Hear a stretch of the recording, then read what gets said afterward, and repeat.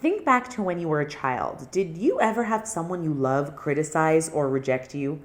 Did a parent ever lose their patience and say things like, I just don't have time for you right now? Or, when will you ever learn? Or, why can't you be more like your sister? Look how well behaved she is.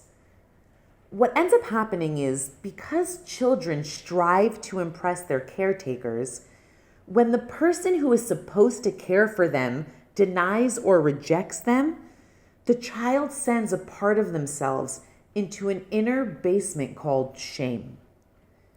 That basement of shame is filled with parts of us that internal family systems therapy calls our exiled parts.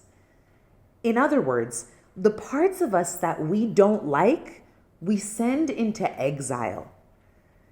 The parts that usually get exiled are vulnerable feelings that we're all familiar with, such as doubt, neediness, annoying, scared, demanding, loneliness, the list goes on.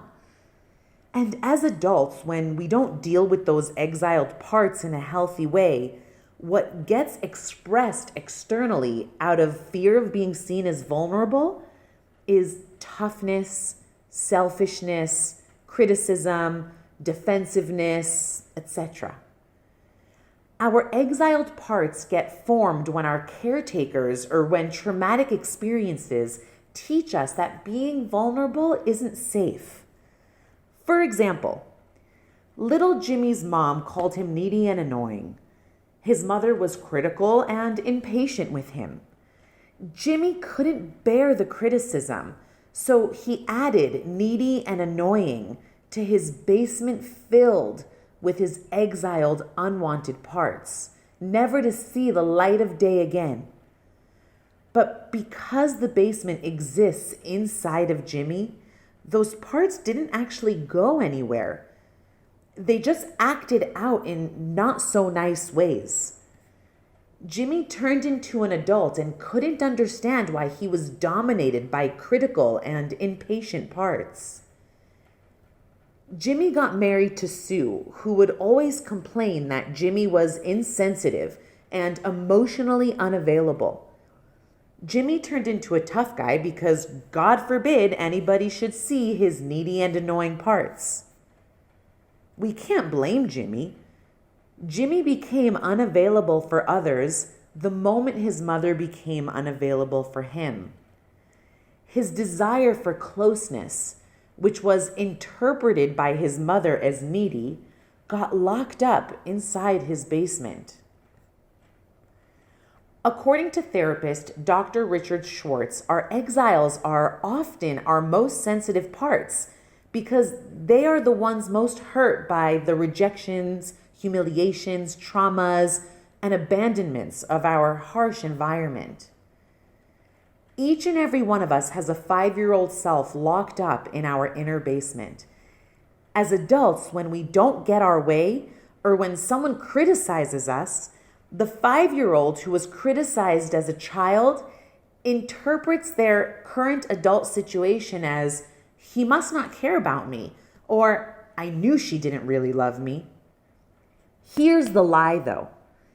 As an adult with many parts, you were conditioned to believe that in order to get by and get results, you must keep your vulnerable parts hidden and only show the world your tough parts. But you didn't come into this world as broken or wounded. Those wounded parts of you that exist today are all based on lies. Just because your mom didn't have the patience to deal with you sometimes doesn't mean you're not lovable. Just because your dad told you to man up and stop crying doesn't mean that your sensitivity is a bad thing. They are simply borrowed words that turned into beliefs. So the biggest lie you were told is that there's something wrong with you. The truth is, you are a beautiful, sweet soul. The truth is, there is nothing wrong with you. The truth is that when you recognize this truth, you free yourself and your exiled parts. So the solution is to send love and compassion to your exiles, They simply want to feel heard and understood.